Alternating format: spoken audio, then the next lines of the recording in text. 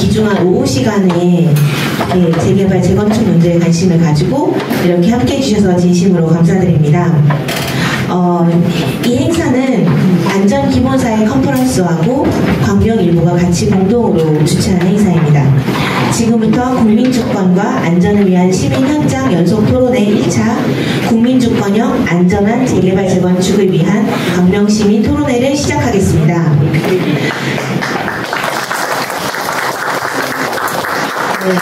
함께해주신 시민 여러분들께 진심으로 감사드립니다. 저는 이번에 사회를 맡게 된 안전기본사회 컨퍼런스 공동대표 김혜민입니다.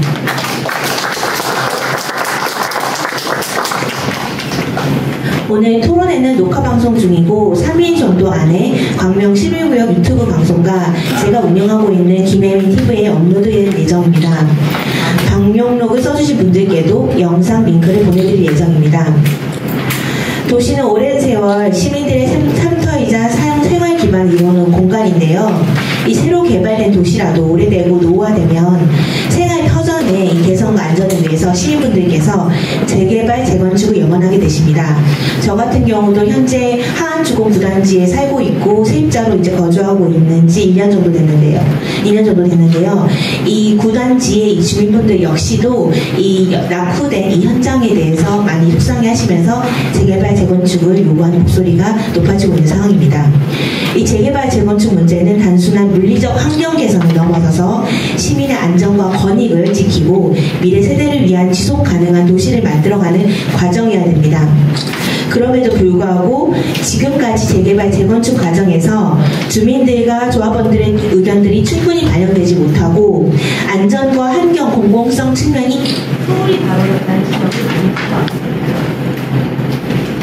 이러한 한계를 넘어서 국민주권 시대를 맞아서 국민주권형 국민주권에 맞춰서 진행되는 안전한 재개발, 재건축을 저희가 추진해 보고자 합니다. 시간을 모색하기 위해서 이번 토론회는 시민이 전체적으로 참여하는 의사결정으로 안전성과 투명성을 최우선으로 하는 재개발, 재건축 관련 법, 조례, 제도, 설계 등을 논의하기 위해서 마련되었습니다. 광명시민 모두가 주권자로서 도시의 미래를 함께 설계하고 안전하고 투명한 국민주권형 재개발, 재건축 모델을 제시함으로써 광명시가 선도적인, 전국적인 이 선도 사례로 자리매김할 수 있도록 힘을 모으고자 합니다. 소개 시간을 갖도록 하겠습니다. 첫 번째 발제를 맡으신 분이십니다. 박창근 전 국정기획위원회 기획위원이시고 현재 안전기본사회 컨퍼런스 이사장님이십니다.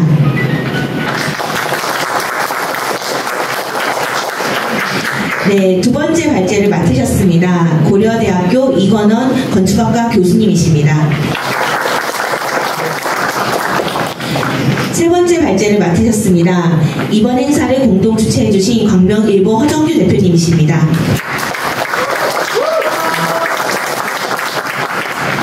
네, 이번 토론회 좌장을 맡으셨습니다. 안전기본사회 컨퍼런스 공동대표 고부건 변호사님이십니다. 네, 첫 번째 토론회 맡으셨습니다. 김성호 광명 16구역 청산준비위원회 사무국장님이십니다. 두 번째 토론회 맡으셨습니다. 최홍엽 철산 8구단지 정상화 추진위원회 위원장입니다. 이외에도 발표를 하고 싶으신 분들께서는 자유롭게 모든 발표가 끝난 다음에 종합토론 시간에 발표해 주시면 감사하겠습니다. 오늘 시민분들께서 많이 참석해 주셨는데요. 참석해 주신 분들께서 방명록에 좀 메시지를 좀 써주셨는데 일단 지금 써주신 분들의 메시지를 좀 읽어드리면 부정부패가 없는 재개발, 재건축을 바란다는 메시지가 압도적이었습니다. 향후에 다 모이신 다음에 방명록 정리가 되면 한 번 더 읽어드리는 시간을 갖도록 하겠습니다. 네, 마지막으로 일단 이 행사에 이제 본격적인 발표를 진행하기 앞서서 사진 촬영 시간을 간단히 갖도록 하겠습니다. 저희가 나눠드린 9호의 종이가 있습니다. 네, 저희 원주민이 쫓겨나지 않는 시민이 원하는 재개발, 재건축, 광명의 주인은 시민이다. 시민이 주인되는 재개발, 재건축. 네, 이런 내용으로 해서 이제 제가 9호 피켓을 드렸는데요. 그 피켓을 들고 사진을 촬영해 주시면 해주시면 될 것 같고요. 여기 계신 분들도 번거로우시겠지만 같이 사진 촬영을 하기 위해 잠깐 내려가 주시면 감사하겠고, 여기 임지민님께서는 이 현수막을 좀 떼서 네. 맨 앞줄에 앉아주시면 될 것 같고요.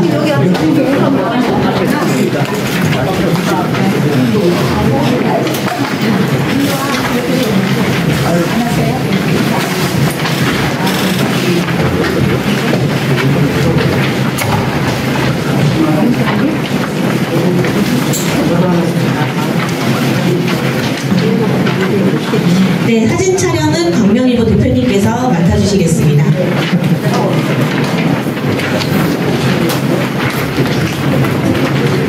자, 보세요. 자, 하나, 둘, 셋. 하나, 둘, 셋. 감사합니다. 네, 지금부터 토론회를 본격적으로 시작하도록 하겠습니다. 발제할 토론까지는 이 좌장님께서 맡아주시고, 네, 현수막은 그냥 주셔도 됩니다, 이제. 네, 그냥 땅에 내려다 주셔도 됩니다. 네. 그리고 종합토론 때 제가 다시 사회를 진행해서, 지금 많은 분들께서 오셨는데, 이 종합토론 시간에 이제, 의견이나 아니면 질의사항이나 아니면 말씀하고 싶으신 부분들에 대해서 말씀해 주시면 감사하겠습니다. 네. 그럼 지금부터 마이크를 넘기도록 하겠습니다.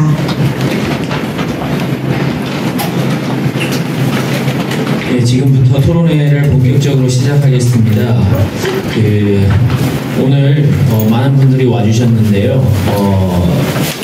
비리가 없는 재개발, 재건축 혹은 안전 문제 모든 부분에 있어서 주민들의 참여가 필수적입니다. 주민들께서 관심이 없으시면 꼭 사고가 발생하더라고요. 그래서 오늘 와주신 여러분들이 앞으로 광명의 안전, 재개발, 재건축을 책임지게 되실 거예요. 오늘 토론회에 경청해 주셨으면 좋겠습니다. 첫 번째 발제자입니다. 국정기획위원회의 국정과제와 재난안전 내용으로 국정기획위원회에서 활발한 활동을 보여주신 박창근 안전기본사회 컨퍼런스 이사장님께서 발표해 주시겠습니다. 시간을 준수해 주시면 감사하겠습니다.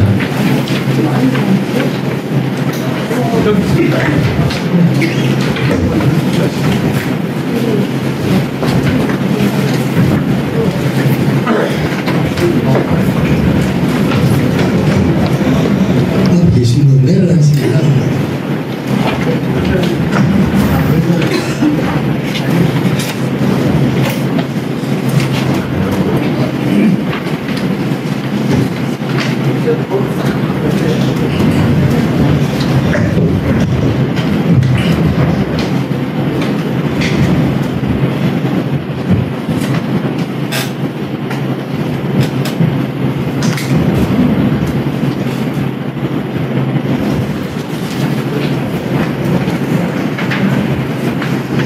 네, 안녕하십니까. 박창근입니다.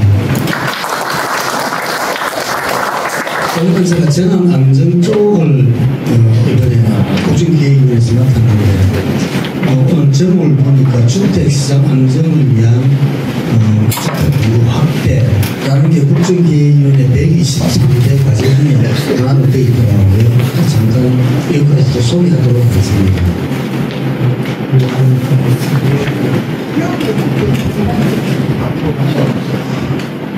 이런 식으로 발표를 하겠습니다.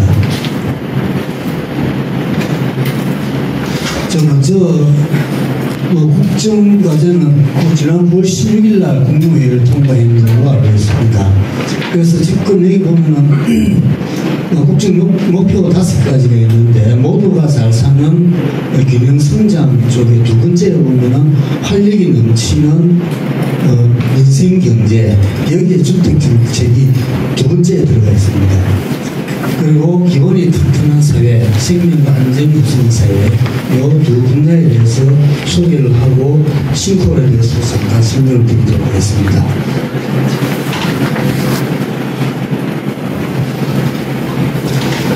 먼저 생명이 안전이 없으면 사회가 국정 목표 국정 과제에 들어갔는데 생명안전기본법을 만들기로 되어 있습니다.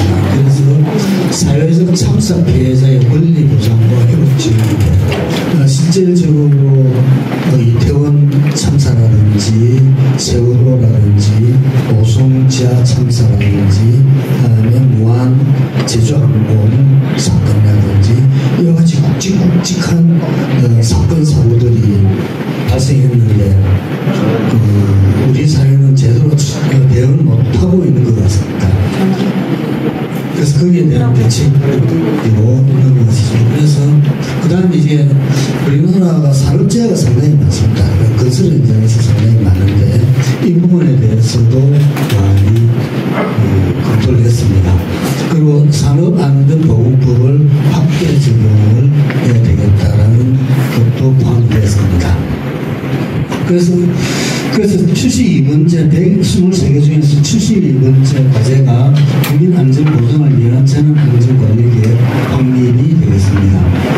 그래서 생명안전기본법이 이번에 만들어지고 그다음에 사회재난관리법이 또 만든다고 하는데 저는 상당히 부정적으로 얘기했는데 일단 들어갔습니다. 이거 하니까 재난안전법이 있고 자연재난대책법이 이미 가지고 있는데 또 이런 부분을 만들어가지고 그러니까 땀 따먹기를 좀 하려는 부처간에 그런 것들을 좀 있었습니다.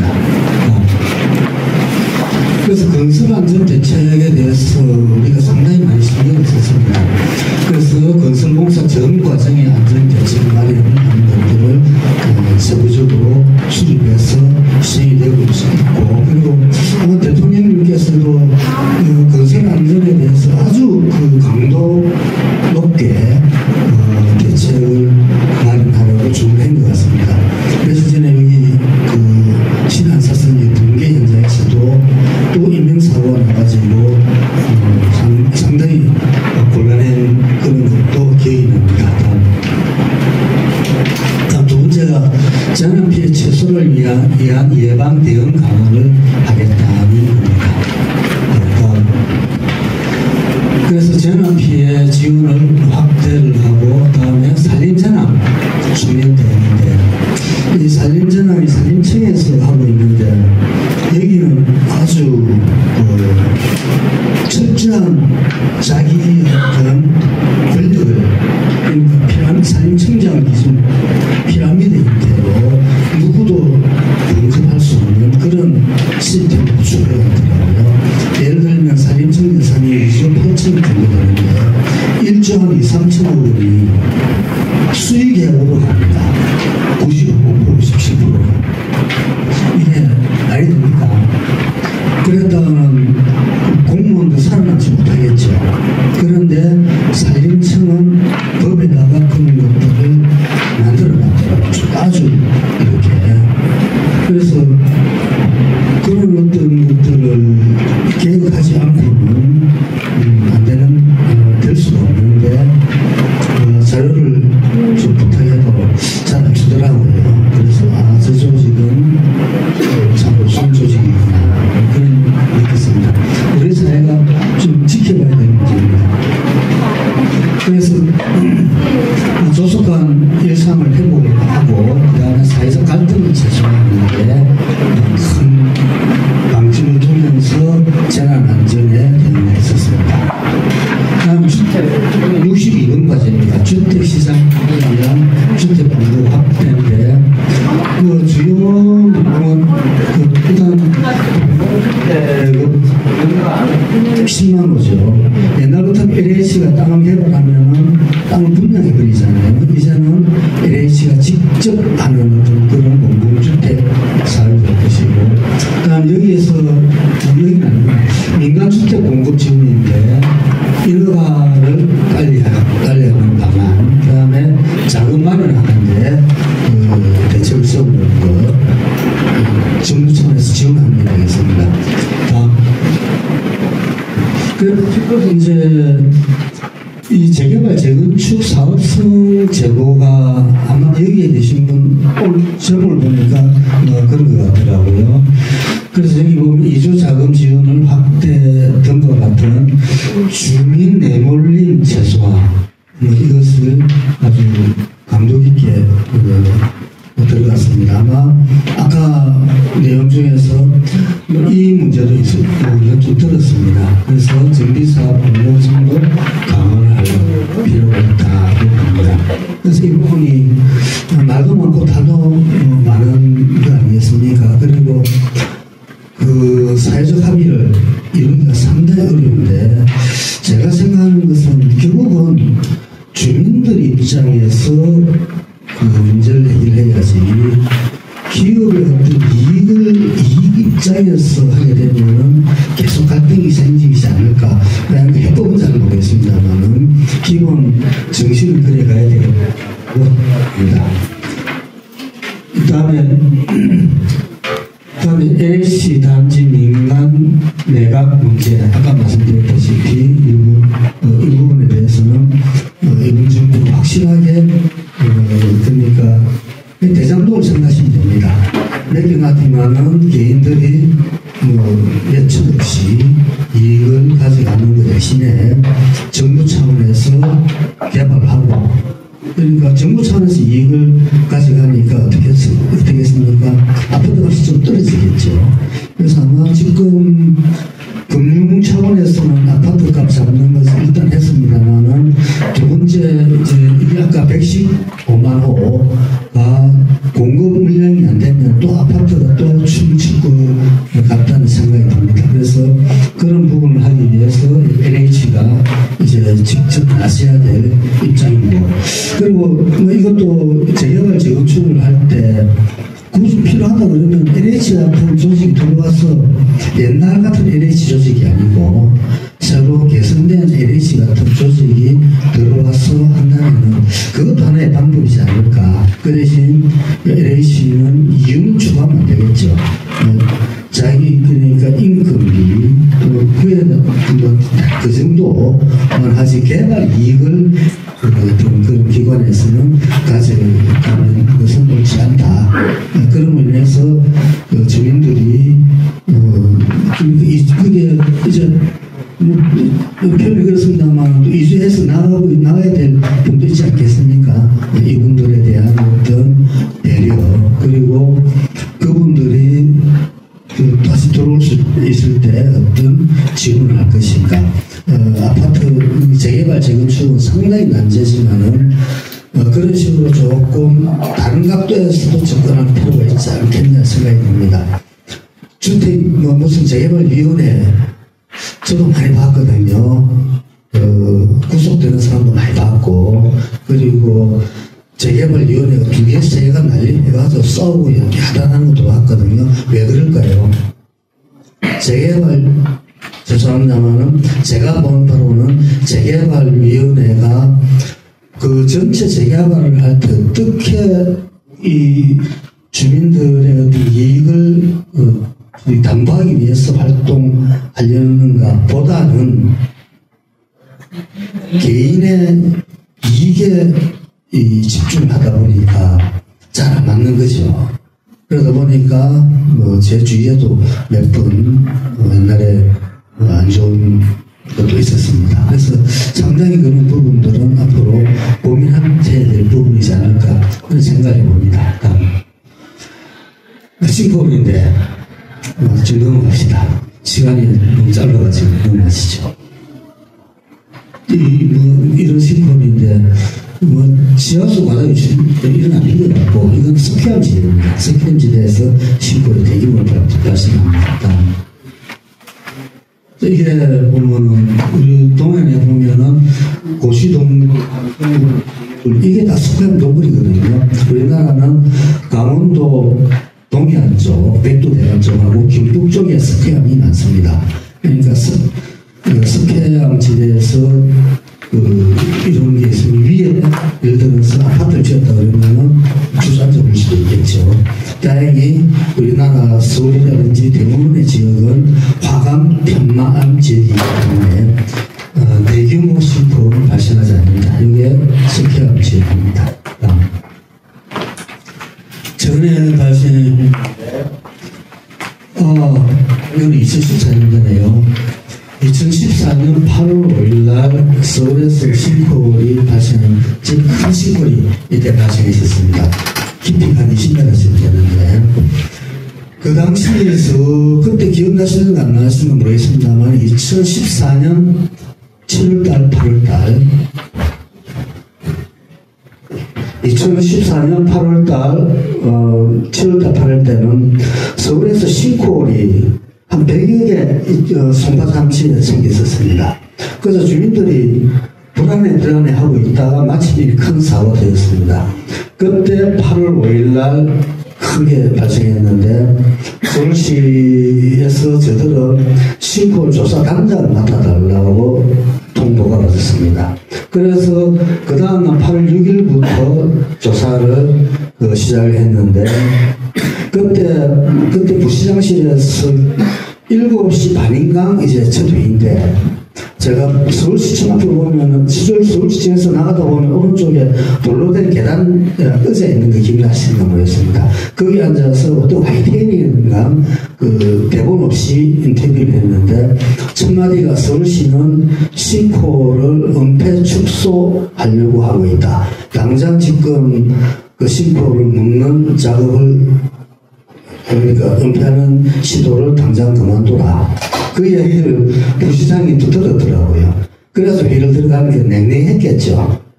그러니까 뭔가 하니까 이게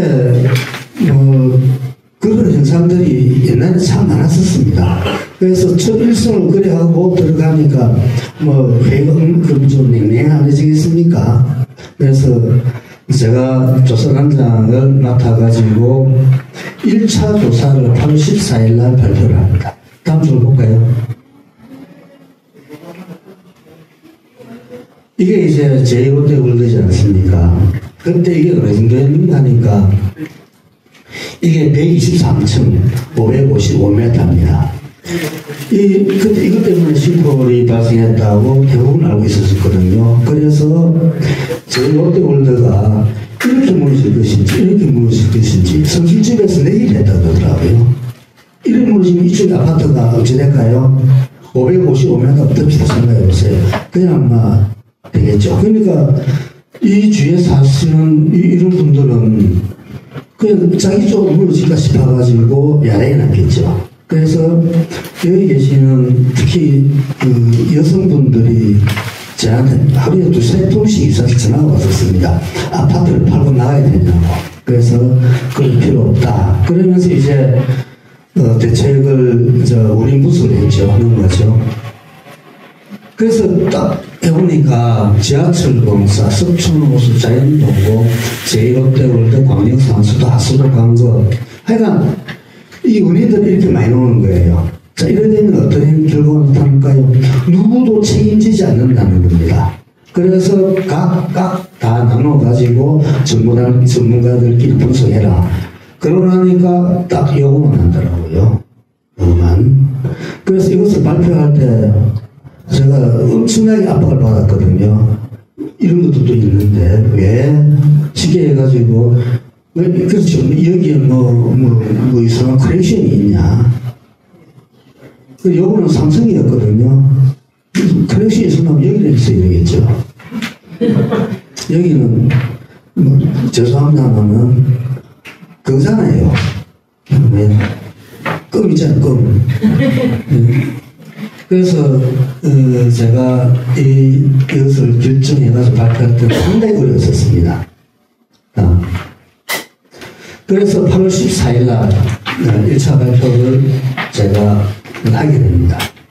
그러고 나서 2차 조사 결과는 8월 28일 날 결과를 냅니다. 그러니까 싱크홀이 문제가 돼서 조사위가 꾸려진 게 8월 6일 날 아침 7시 반에 꾸려지고 한 달도 안 돼서 2차 조사 결과까지 다 발표를 합니다.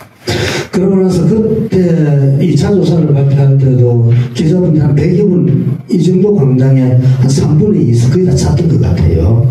질의응답도 엄청 많았을 거지 않습니까? 그래서 어떤 재난이 발생했을 때 그러니까 깔끔하게 핵심을 찌르는 문제점을 파악해서 발표하는 것. 그래서 발표를 하고 나니까 그 싱크홀 괴담, 저는 그렇게 판단합니다. 거의 한순간에 사라지더라고요. 그래서 조용해진 경험을 가지고 있습니다. 그래서 상당히 빠르죠. 한 달도 안 돼서. 물론 그 뒤에 이제 세부적으로 또 추가 조사를 했지만은 전체적으로 원인을 발표를 했었습니다. 다음 넘어가시죠. 그 뒤에 조사인들인데 넘어가시죠. 넘어가시죠. 자, 이게 어떻게 궁금하니까 이런 섭son 지하차도 원인한 게 백제고분 아시죠? 백제고분이 이만큼이죠. 그 밑에 지하차도가 있고 요 밑에 이제 지하철이 갑니다. 그런데 요 사이에 동공이, 그러니까 땅속에 넘어가시죠. 넘어가시죠. 그러니까 동공이 이게 길이가 80m예요. 그 다음에 높이가 4.2m고 폭이 5.7m가 되는 긴 터널이 하나 만들어져 버렸어요. 그때 우리가 만약에 제대로 안 하고 그냥 니도 좋고 나도 좋고 해가지고 넘어가고 그랬으면은 이 동공이 그냥 무너질 거잖아요. 무너지면은 아까 섭son 지하차도에 만원 버스 한 2대 있고 승용차 있고 있는데 백제고분부터 밑에 확 무너졌다면 지내가요. 끔찍하겠죠. 그때 그 당시 박우순 시장 시절이었는데 유로 출장 마치고 제일 먼저 이 현장에 달려오셨어요.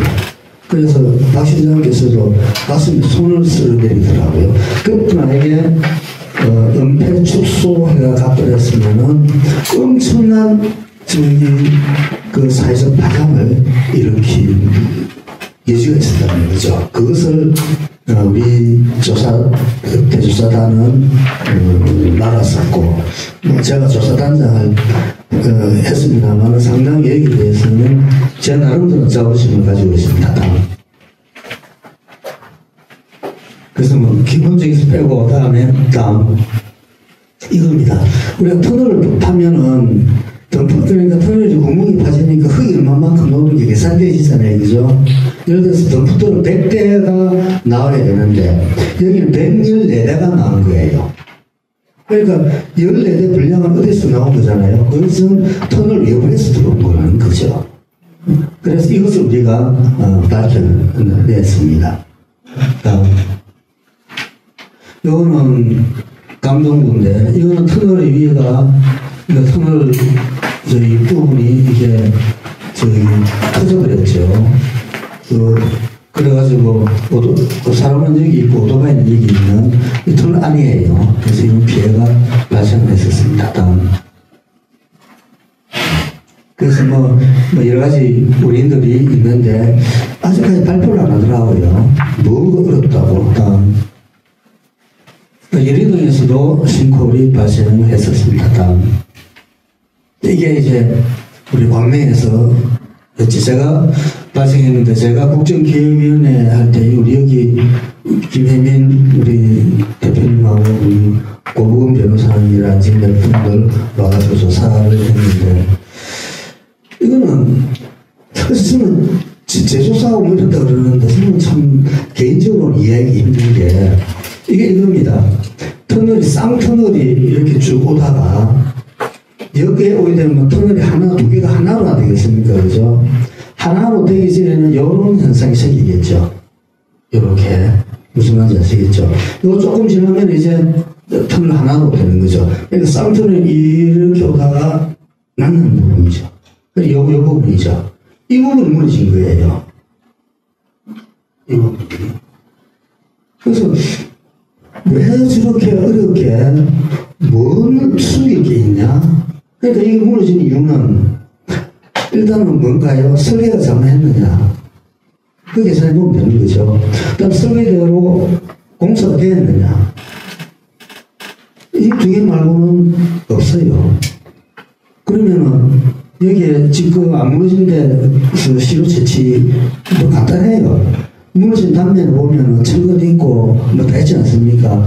떼가지고 해보면은 설계 도면하고 비교해보면은 되는 거고. 그리고 그 설계도면이 만약에 됐다 그러면 뭘 하면 될까요? 설계가 잘 됐느냐 보면 되잖아요. 아주 간단한 겁니다. 그래서 이런 어떤 재난이 발생할 때 가장 중요한 것은 그 재난의 핵심이 뭐냐는 것을 꿰뚫어야만이 다음 대책이 온다는 거죠. 그래서 여기는 이거 다 알고 있지 않습니까? 이거는 이제 부산인데 넘어가시죠. 이거는 이제 또 다른 영상입니다. 다음. 뭐 이렇게 사고 많이 났습니다. 싱크홀이. 몇 개, 15개. 이것도 우리 갔을 때 14호, 3호까지가 있었던가요? 그래가지고 제가 지금 이대로 하면 14호, 14호, 14번째, 15번째 싱크홀 발생한다고 그랬는데, 며칠 있다가 15번째가 14번째인가 발생을 한 기억이 납니다. 내가 싱크홀이 많이 발생해가지고, 야단이 났죠. 이 주민들 어떻게 불안해서 살겠습니까? 그래서 이거는 다음, 이게 이제, 터널 구간인데, 여기가 낙동강이에요. 그러니까 지하수가 많이 공급되겠죠. 지하수 공급되면 어떨까요? 지하수 차단해주면 되는데, 거기서 실패를 한 거죠, 다음. 그래서 이게, 요거는 CIP 공급으로 한 거고, 이거는, 뭡니까? 일종의 슬리 월 공급인데, 그는 차수가 잘 안 되기 때문에 2단으로 했는데 여기서 사고가 많이 나셨습니다. 여기도 뭐 곧 날 거예요. 요즘은 모르겠습니다만 현장에 가보니까 느낌을 받았습니다. 그래서 소설을 썼더라고요. 부산시 감사원실에서 낸 보고서를 보니까 진짜 소설을 쓰더라고요. 그러니까 이런 식으로 문제를 봐서는 해결되지 않는다 는 얘기입니다. 다음 우리가 뭐 하고 나면 GPR을 많이 들어보셨죠? GPR 탐사. 자, 보시게 이게 GPR은 요걸 가지고 가든가 차를 해가지고 가는데 여기 GPR이 이게 장착되어 있죠. 또 여기에 컴퓨터가 있어가지고 이제 보게 되고 요거는 이동형이죠. 자, 여기가 싱크홀이 있대요. 알겠습니까? 이런데 싱크홀이 있대요. 여기는. 그죠? 저는, 그러니까 서울시가 이거 개발할 때 눈을 씻고 봐도 이것을 못 찾겠더라고요. 전문가들도 찾기 힘들겠죠. 그리고 서울시가 명감 또 예산을 얼마 드는지 모르지만은 때가 되면 GPR 탐사를 한다 그러는데 사전에 싱크홀을 먼저 찾아낸 사례는 없었습니다. 했다 그러면 발표가 여당이 났겠죠. 그러니까 GPR 탐사를 한다고 하는데 이건 잘못된 그런 판단이 들고 서울시가 지하안전과 를 만든다 그러길래 언론에서 저한테 인터뷰하자 그러길래 제가 아마 지하안전과 같은 과장하는 한 분에다가 한 20명 이제 과원이 있을 건데 아마 그분도 탱자로 놀 거라고 그랬었어요. 할 게 없다고 그랬어요. 왜냐면 공사를 잘하면 되거든요. 그러니까 그걸 보고 부산시도 지하안전과 만든다 그러길래 그래서 제가 그건 하지 말라고 공사를 잘하면 된다. 왜냐하니까 지하철 지하공사하는 데서 싱크홀이 발생한 것을, 큰 싱크홀이 발생한 것을 서울시 지도에 보면은 표시하면 점 몇 개 찍히는 거예요. 그건 뭔가요? 만약에 지하공사만 뭐 다 생긴 것 같으면은 다 싱크홀이 생기게 되겠죠. 그러니까 공사를 잘 하면은 전혀 생기지 않는다는 그런 말씀을 드리고 싶습니다. 다음. 결론 말씀드리겠습니다. 그 안전권을 기본권으로 설정하는 것들이 상당히 이제 논의가 되고 헌법에도 안전권, 우리 모두가 안전하게 살 수 있는 권리입니다. 그것을 생명안전기본법에는 이걸 넣기로 했습니다. 그럼 가장 우리가 문제가 되는 이태원이라든지 세월호 뭐 이런 참사들이 나는데 독립조사기구를 설치를 하는 것을 강력하게 했습니다. 왜 그러는가 하니까 무슨 사고가 나면은 지금 보십시오. 지금 이태원 참사가 언제입니까? 세월호 아직까지 그 주민들, 피해 주민들을 만나 뵈면 아직도 피눈물을 흘리고 계시더라고요. 뭐 말할 것도 없고, 오송도 또 말할 것도 없고. 그러니까 무슨 재난이 발생했으면은 그대로 원인을 제대로 객관적으로 밝히고, 거기에 따라서 대책을 수립해야 되는데, 피해 주민들의 일방적, 전체적인 이야기는 왜 그런 사고가 발생했는지 밝혀달라는 게 가장 핵심이었습니다. 그런데 저는 이런 생각을 해봤습니다. 유가족 피해자가 국가의 합리적 보상 또는 배상을 요구할 수 있는 시스템이 되어야 된다. 뭔가니까 이 유가족 분들도 만나서 얘기해보면은 이 보상 배상 얘기를 못해요. 네. 그러니까 뭐 이상한 데서는 여기는 창원시청에 뭐 했는데 그 11억을 갖다가 뭐 자식 팔아 뭐 그런 얘기를 했잖아요. 그죠? 이거는 서울인데 이게 뭡니까? 이런 그림이나 가지고 조롱하는 거죠. 그러니까 이런 어떤 속에서 이 얘기를 못 한다는 거죠. 그런데 우리 사회는 피해 주민들이 이런 이야기를 할 수 있는 시스템을 만들어줘야, 그걸 만들어줬다는 얘기는 원인이 파악됐다는 얘기잖아요. 근데 뭐 5년, 10년 지나도 원인도 밝혀지지 않았는데 이런 이야기를 못 한다는 거죠. 괜히 뭐 이거 보상받으려고 너 열심히 하냐, 이런 이야기를 듣기 싫어서 그런 거예요, 그분들이. 그런데 이거는 우리 사회가 반드시 해줘야 되는 문제거든요. 그래서 저는 여기에 대해서 이 부분에 대해서 상당히 저희 의견을 많이 제시를 저는 했었습니다. 결국은 이 얘기는 여기 우리 재개발 재건축 할 때 많은 분들이 또 자기 그 뭡니까 그 삶의 터전을 일정 부분 양보해야 되지 않겠습니까? 그러면 우리 사회가 일정 부분 양보하면서 재개발을 할 때 그분들이 정당하게 자기의 권리를 주장할 수 있는 시스템이 자연스럽게 만들어져야 되는데, 그 어떤 논의 과정에서는 자꾸 왜곡되어 나가죠. 그런 것들이 좀 안타까웠다고 볼 수 있습니다. 그리고 조사기구 구성을 잘해야 되는데, 저는 정치권은 좀 빠졌으면 좋겠어요.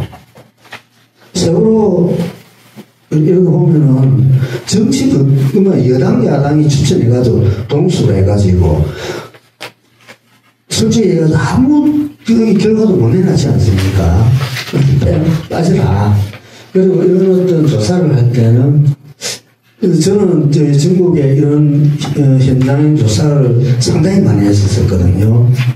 가장 최근에는 제 당진시 집안치마 그때도 제가 사고조사위원회 지하안전관련 특별법에 따라가지고 조사위원장 하면서 그때 큰 기업이 잘못했다고 인정을 받아냈었어요. 한전이었는데 언론에 보시면 알 겁니다.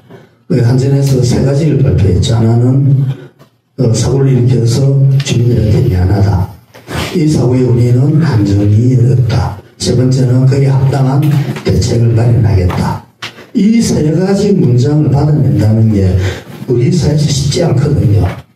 특히 큰 기업에서 그건 절대 안 합니다. 공기업은 더 말할 나위가 없겠죠. 그래서 정확하게 문제를 깨뚫지 않고는 안 된다. 그래서 그걸 할 때는 제가 처음지심이라고 썼는데, 이 사건을 볼 때 진정성을 가지고 봐야 되고 또 전문성도 같이 있어야만이 된다는 그런 얘기를 해봅니다. 그리고 피해자 중심의 조사위가 구성이 돼야 되고 운영이 돼야 되겠죠. 그리고 모든 자료 및 A는 공개해야 된다. 그리고 안전비용, 환경비용을 줄여서 기업의 이익으로 다 가져갔지 않습니까? 그래서 사고가 났다 그러면은 거기에 합당한 기업의 이재명 대통령님께서도 그런 말씀하시더라고요.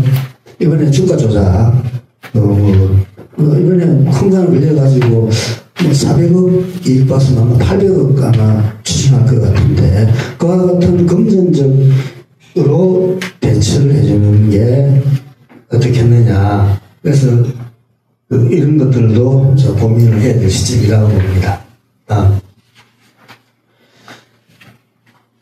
아까 했던 말씀인데 사업성을 제거하기 위해서 용적률을 상향한다든지 절차 간소화. 아마 이거는 이 정부 내에서는 아마 하지 싶을 것 같아요.